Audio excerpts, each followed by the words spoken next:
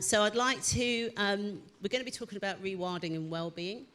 And I'd like to invite to the stage Sue Stewart-Smith, Sarah Price, and Errol Fernandez, please.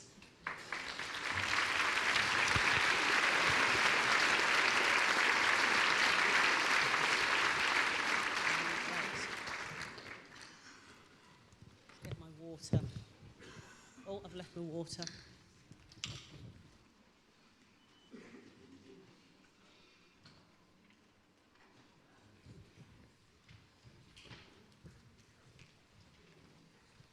Okay.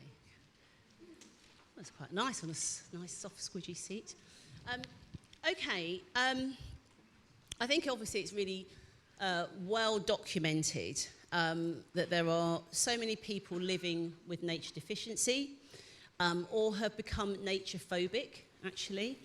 And we see that played out in quite a lot of different scenarios. You know, the low maintenance garden, for example, where obviously all the materials have to be, you know, sanitized, and so you can literally wash them down, and all the stories of take the, you know, the berries off of the amelanchier because I don't want the birds peeing on my Portland stone, and that is a truth. That's what's happened. True story. And you know, and of course there's this view about nature, and I'm sure that everybody has a different definition of nature. So the first question, I guess, is just to get an idea from each of you. What is your view or experience on why we have become so disconnected or distorted, and got such a distorted view to nature, really? So I don't know who wants to start with that. Sue? Yeah, I can start. I think Arit, I think this has been a long time coming, hasn't it? Mm. If you look back to the beginning of industrialization, you know, children were recognized back in the 18th and 19th centuries as starved of nature. It was Patrick Geddes in Edinburgh in the late 19th century who used that term first. So nature starvation has been around for a long time. And the class differential in access to nature has been around for a long time. I think what's changed now is technology, screens and so on, which gives people another way of escaping, filling their time. So perhaps kids in the past might have played in the streets, but not now they play in their bedroom on their screens, so they're not even getting outdoors. And I think we also have the climate crisis and the planetary crisis. And one of the things I feel very conscious of is that in itself, young people's, actually any age, a sense of doom about that can actually become an obstacle to engaging with nature, as if either it's all ruined anyway, there's nothing we can do, or I'm going to find it terribly upsetting if I connect with nature because I'm going to get in touch with what I'm losing, or what we are collectively losing. So I think it's very complex on lots of different levels, but I do think we're at the sort of, you know, it's the long tail of something that's actually been building up for a long, long time. And it involves a massive paradigm shift in how we think and how we conceive of ourselves in terms of being part of nature rather than separate from nature. Yeah. So I think that timeline is really important. Sarah? Yes, I think I absolutely agree, but also just if you look at the way we use the car in our lives, the way the majority of children go to school, and their journey from school in a car, if they were to draw paint something or describing what they saw on their journey to school in a car, compared to maybe children that walk or children that go on a bike, or, you know, I take my kids to school on a long-tail e-bike, and when we go up and down our lane, I'm very lucky I live on the edge of town and there's hedgerows, and so, you know, you can see spring on that cycle to school. You can see wildflowers coming up, so, you know, you can point out cow parsley. You can see that goldfinches are always around one certain tree, and I just think the car is really, you know, the dominance of roads, the fact that we haven't got adequate active travel, it just means those everyday little experiences are lost, and we need that everyday hit, that everyday observation. Yeah, no, that's a really good point, because I can think of the amount of times when children are in the back of a car and they'll have a screen given to them to look at, won't they? Errol, what's your viewpoint on this? Yeah, I mean, this is really close to my heart, as a parent, and I definitely identify that my children don't have the experience that I had as a child, and I'd almost ask anybody in the audience, we're sat here with a certain element of privilege to even consider some of these things, and all of us will have had some connection in our younger years that mean that, we've chosen this path. And so I think that, yes, we're talking quite a bit about children, but I think that it's absolutely essential that we get our children at a really young age engaged and connected with nature, because it's through that connection that we build relationship. And if we want to have better custodians of our planet, of our gardens, of our green spaces, then that relationship really is essential. And it's very hard, though. It's quite hard when you are. I think I've got 2 stepchildren that arrived 4 years ago, so they're a little bit older. And for them, it's really the screen. They'll go out, and when they'll be out for a bit, but really it's still trying to move that mindset away and into space. I think, like you say, from that young age, isn't it, really? I think it's also about time. The way that we live, we're so busy, to take your children out. And I live in a city, I live in London, so I have to move out to get to a space, but it's time. My mother was a stay-at-home mum, so she had the time to take us out. I challenge a family now to have just one parent working, to have that time to take your children out. Sort of relying on what's on your doorstep and in a built-up area, it lacks. Yeah, and I think it's the time now, but it's interesting, Sue, that you talked about this long tail of time, so sort of time is a recurring thing there. Okay, so the next question then is, so how do we get people in our society who do not have a day job in gardens or landscape? I mean, obviously, as you've said, Errol, we're very privileged that most of us have got some connection to that. So how do we get their nerve endings rewired to green, as it were, so that they can not only feel part of nature, but they can make it intrinsic in everyday life? How do we rewire people? I think sometimes it's about the small interventions as much as the big. Having a plant on your windowsill if you don't have a garden. But something that we're doing at the Horniman Museum, it's been quite interesting this year, is it's a very simple intervention, or seemingly simple. It's actually more complex than it seems. But to mow the lawns less, to create dwell space, as much for ecology and nature, but for people. So we really noted that there was a massive increase in the number of people that were sort of spending times in the large meadows and lawns that we have in our 16.5 acres, compared to when everything was cropped really short. So making those spaces sort of like the kind of spaces that are good for wildlife, but also great for people. And again, creating that connection. When you're sat in long grass, you've got wildlife all around you, and you've got the grass rubbing up against your cheek. You're literally in connection with it. So sometimes small interventions like that, perhaps. And Sarah, with your work, obviously over the years, in terms of sort of this rewiring, if you like, of people, what's your sort of experience of that? Well, firstly, speaking as a mother, I think that possibly schools have a big role to play in, if they can engage kids to want to do projects in the school and to bring their parents who maybe haven't got any gardening experience in. I think if the kid's enthusiastic and you can bring the parents along with them, that's really quite, if you think about how many kids there are at school and how many parents there are in this country, that's, you're reaching out to a wide sector of different people in society. And years ago, I did a project in Tattershall in Lincolnshire, and I went into a school and ran an arts workshop where I brought in wildflowers, and we all learnt about the folklore of the wildflowers and the children spent time drawing these flowers, and then a few weeks later, we started growing them in woven willow beds. And it was almost like I was just trying to equip the children with some sort of bridge to, you know, if they could name Achillea or yarrow or even, you know, red campion or something, if they could remember one or two names, then it would be a bridge to that subject in later life. There's the kind of power when you can name something, it gives you kind of confidence and power. And so maybe, you know, outreach projects, I just think working with communities, with artists, with scientists,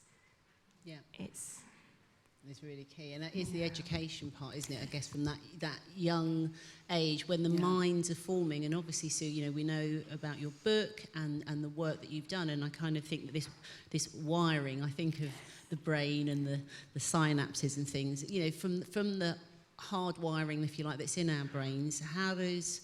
How does that work in terms of the green wire, as it were? The green wire. I'm going to call it the green wire. Well, you know, I mean, it works on many, many different levels simultaneously, which it can make it quite hard to research, actually, because you're talking at a fundamental level about effects on heart rate, blood pressure. All of these are lowered. The parasympathetic nervous system is activated in sort of unthreatening green settings or settings with water. We're not talking about perhaps, you know, deserts or things like that. Nature means so many things, doesn't it? I think we have to be clear what we're talking about.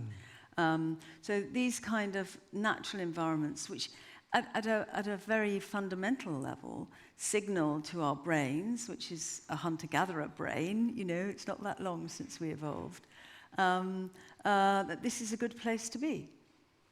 That this is, you know, because there's greenery, because there's water, this is a place where survival is going to be likely, you know, I can relax here, I can sort of rest here, I don't have to sort of be sort of still searching for something better.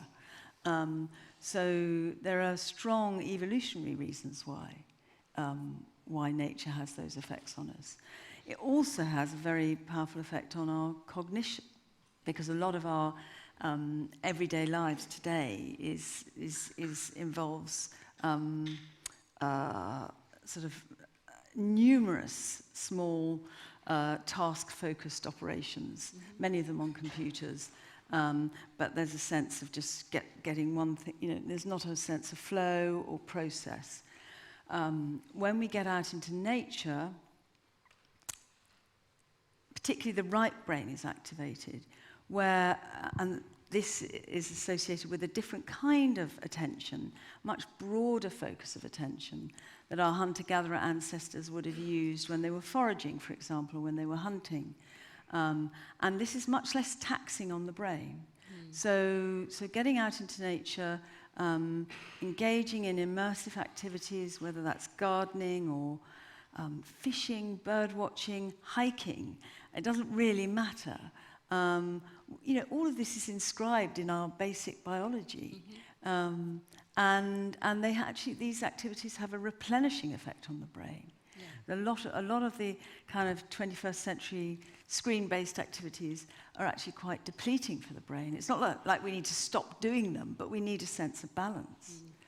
So there are many levels on which it's helping us, as well as, you know, we heard about awe earlier, the effect of beauty on us and colour. And this affects the deep emotional centres in the brain. In a very important way, a way that's associated with release of endorphins and dopamine and the kind of neurochemistry that makes you feel relaxed on the one hand, but also enlivened on the other, sort of simultaneously. So it's happening on many, many different levels. Can you come and talk to my neighbour? No, I say that because like my neighbour, I was talking about this earlier, my neighbour is nature phobic.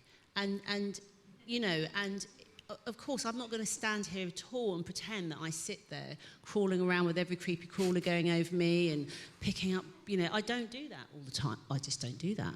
But I have an appreciation for it and I don't want to harm it. But there are those people who who do have a phobia. But my neighbour physically has to call us to move a spider out of her house.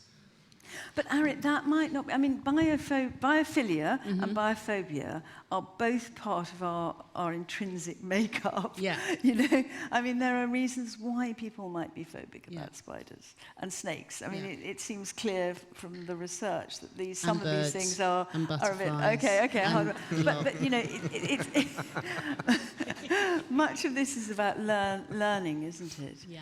And, you know, Sarah was talking about schools. I think that's absolutely fundamental. But you know, if kids don't have a sense of, you know, an opportunity to be fascinated by nature early on in life, it comes to be seen as irrelevant.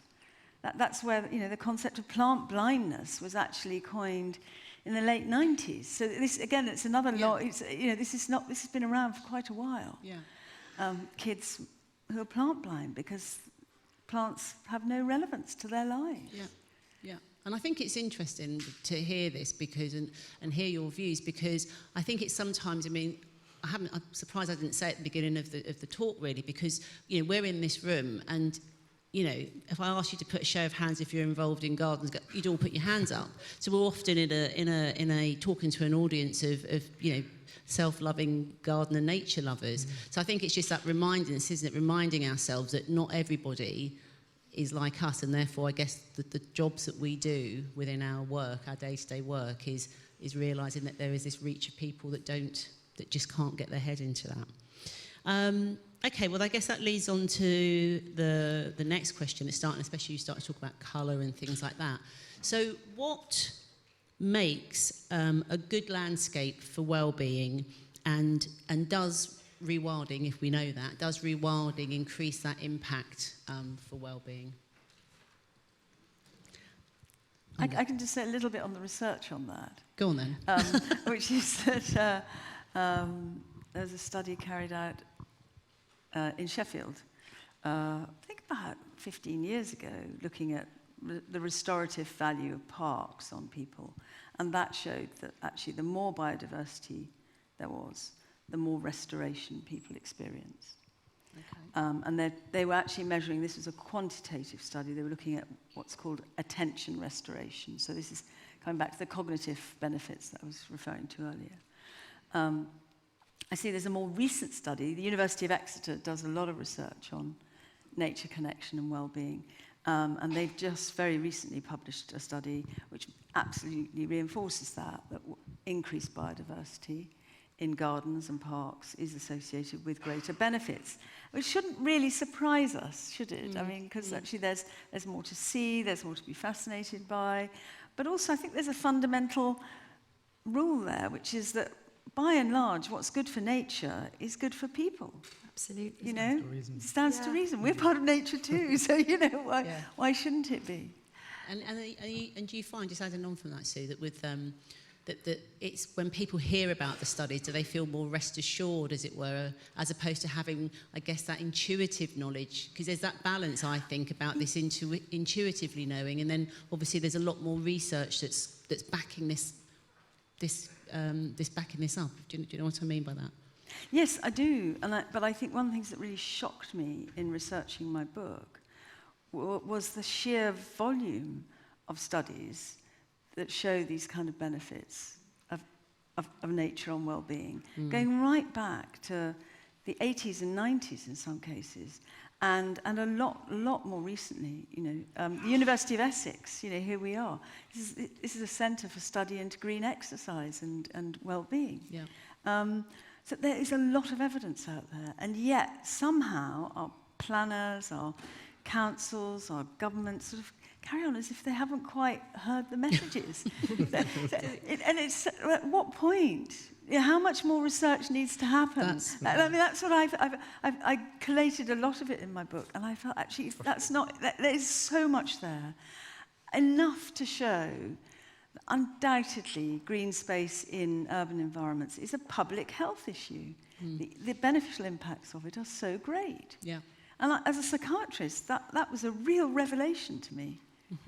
Yeah, well, I kind of agree with you in terms of it does appear to be a lot. Sarah, I can see you're going to Oh, respond to that. It's just so frustrating. It's all fragmented. It's almost like we need someone like Alistair to come and put it all together in easy bite-sized lines and present it to the government.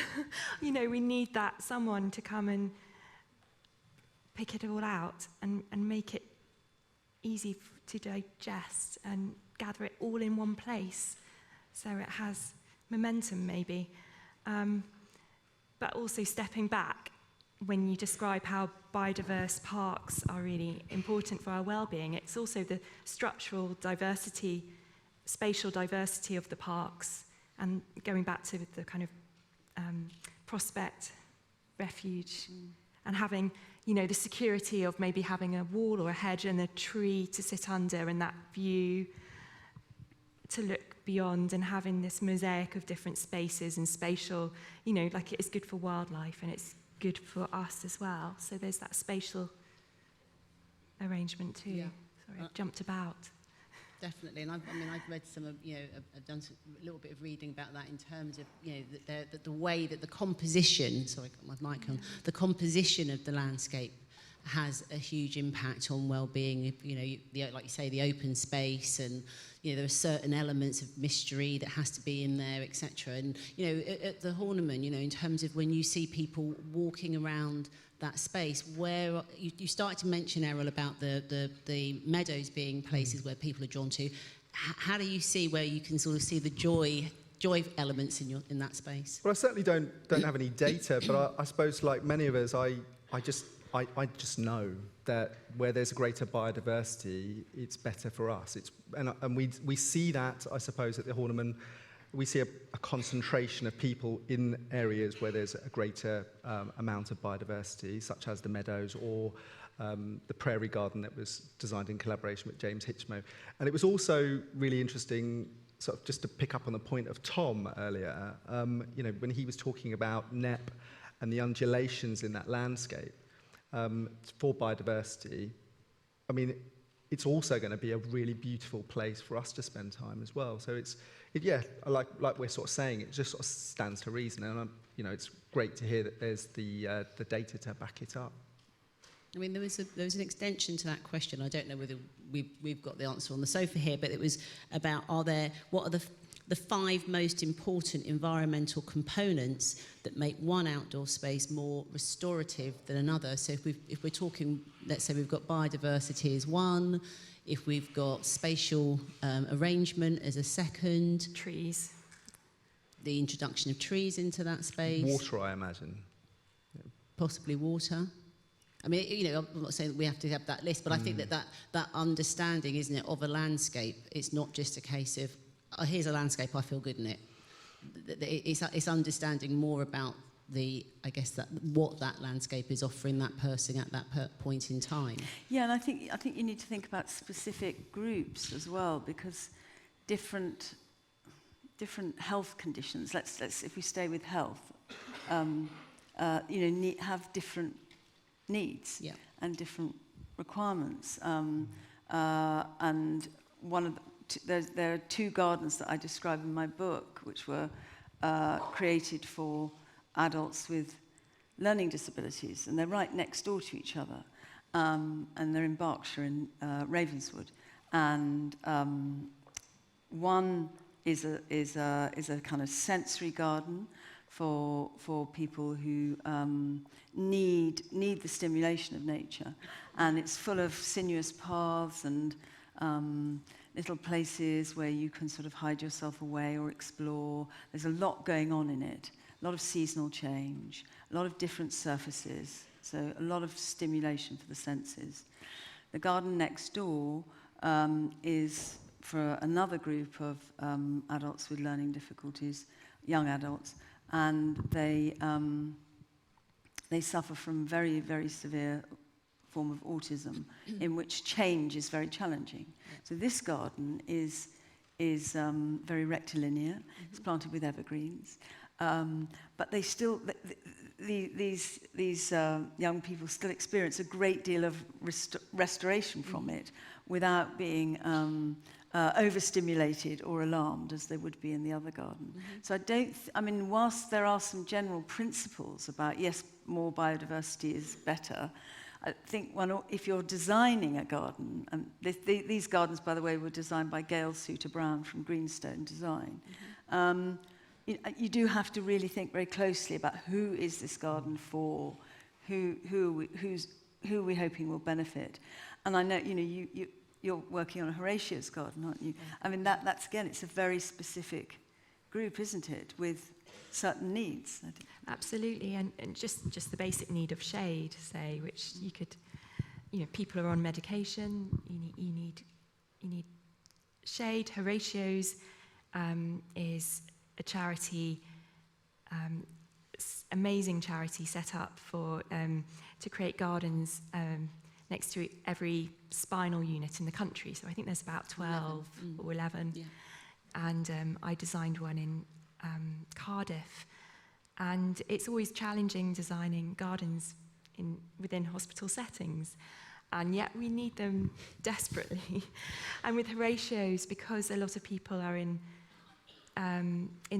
the ward spinal unit for, maybe even longer than a year, not the basic human right to be outside can be denied. And during COVID, they didn't have this garden to go out into. And it's just, everything has to be for one flat because people are learning to use wheelchairs. And also you're always sitting at a certain height. Mm-hmm. And so that changes your relationship to the view through the garden. And it's a very delicate balance between bringing a sense of the wild into a hospital space, where you have regulations and where you have to have resin-bonded gravel. Yeah. It's a real challenge. It's a brilliant challenge. I bet you did it. I bet you rose to the Not yet, it needs to grow. Yeah. But it's very difficult because on the one hand, in an elderly people's home, or when my father had severe dementia and was in a wheelchair, all I wanted to do was to wheel him out and for him to see nature and to see a tree and to just feel the wind and flowers and have that, so that he could mentally tap into his childhood in Wales and see. And I think almost in hospitals, even when you're visiting, you almost need that exit so you can tap into a tree and focus and gain strength, and it brings back recollections of past experiences if you've been lucky to have that. Yeah. And it's such a balance, bringing this wild nature into hospital environments. Yeah, I do feel we need some element there, even if it's just a tree. It's better than a blue curtain. That's for sure, Sarah. I mean, that leads on really nicely to the next question, which is, what does the panel feel about social prescribing? So I guess that comes under that point. Errol, what's your views? Yeah, I think it's wonderful, absolutely amazing, and I think we need more of it. I think that parks and gardens present a really wonderful opportunity. We have at the Horniman Museum, I think we have something like 40 gardens volunteers that attend each week. And while that's not, they're not socially prescribed the space, they benefit in a myriad ways from working in the space, and we depend upon them too. But it has also been presented to me to open up the space for social prescription. It does present us with some challenges though, because depending on the needs of the individuals that may be prescribed to be in the space, there is the need for staff to work alongside them, and that's just a major practical element thing. So I think that there's funding that is essential to make social prescription a viable sort of practice, really, and it's often lacking.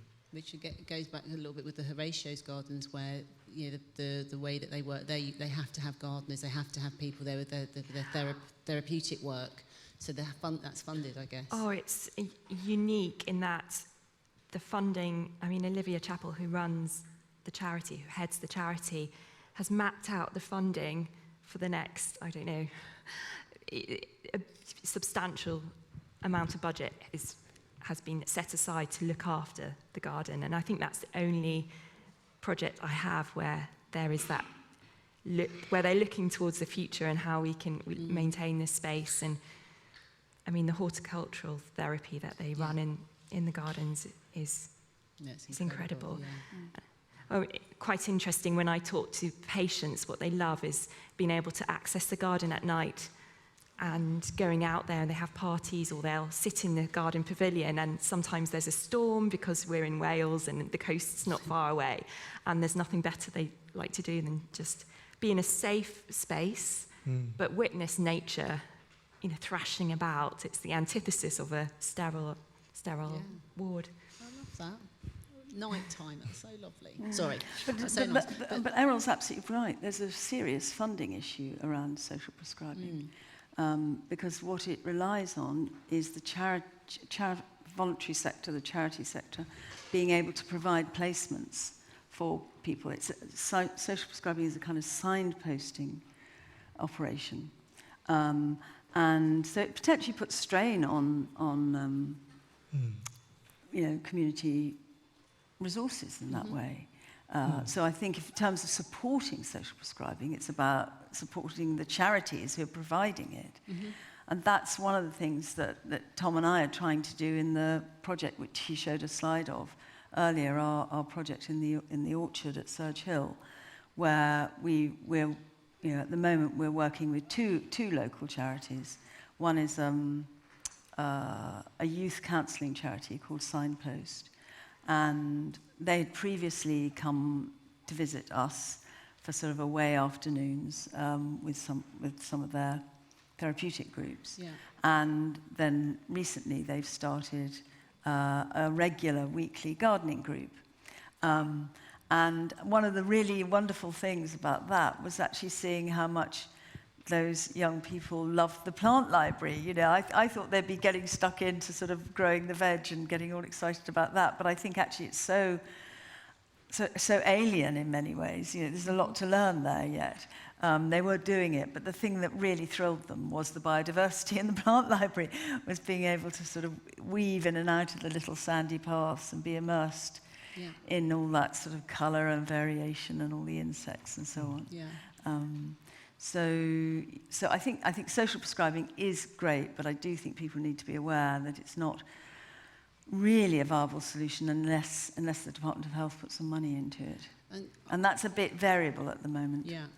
I mean, I'm just thinking on from that, actually, because I'm thinking if I was at the doctor's, my doctor, she's very good, and I'm actually thinking, is it actually on her radar to even to do a green prescription if needs be? And I'm just wondering, so I'm just throwing it out now to the audience in terms of just a show of hands.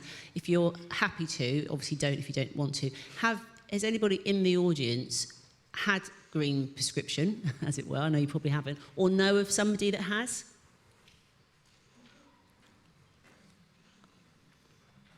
I mean, if that's representative of there's probably got not even 10 hands up.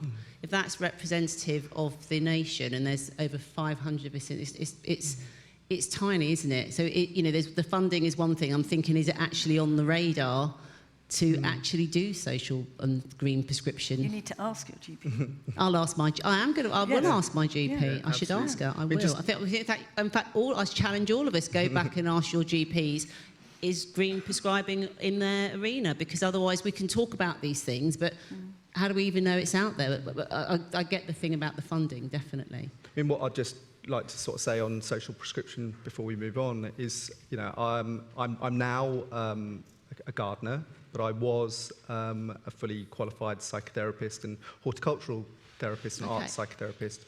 And I remember a time where there were lots of cuts within the industry, and what seemed to be getting pushed forward was social prescription. And I think it's really dangerous to sort of push on many different levels, but just to kind of push people out into gardens and green spaces and go and get some help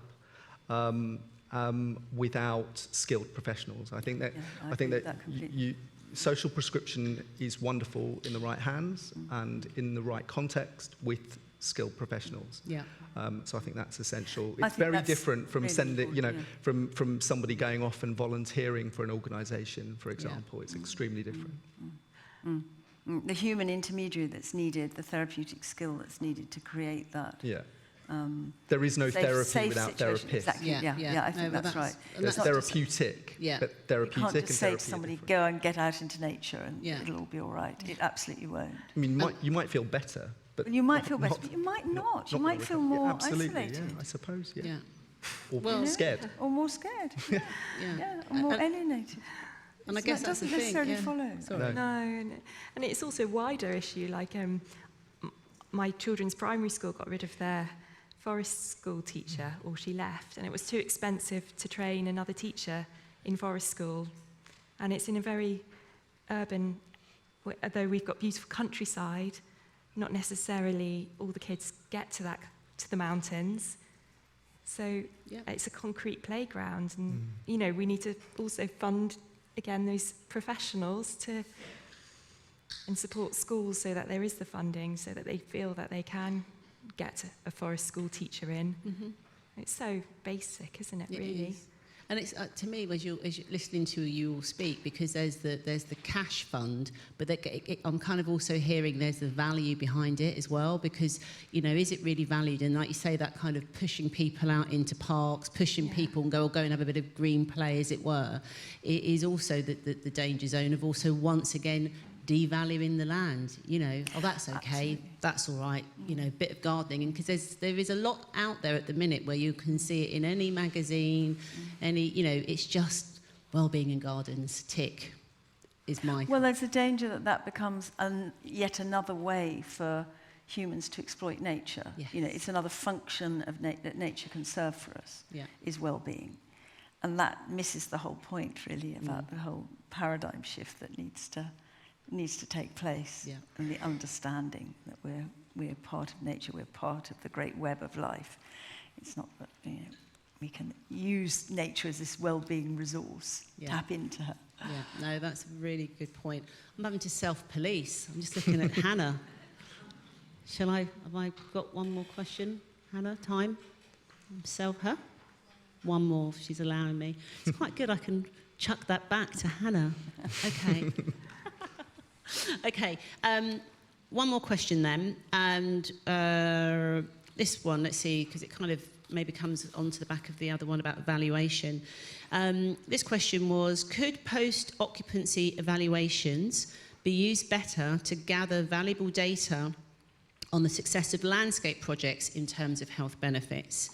And if so, how do you suggest this vital stage of design project is funded? I think we'll have to ask this the first bit of that, because we haven't got time to do the second bit. I think it's just, could post-occupancy evaluations be used better to gather valuable data in the success of landscape projects? I think we see those often used for buildings, and I think it's just asking, could that type of thing be used for landscapes and health benefits?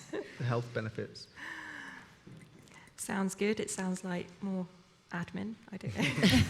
I suppose we do baseline tests often in terms of ecology when designing spaces.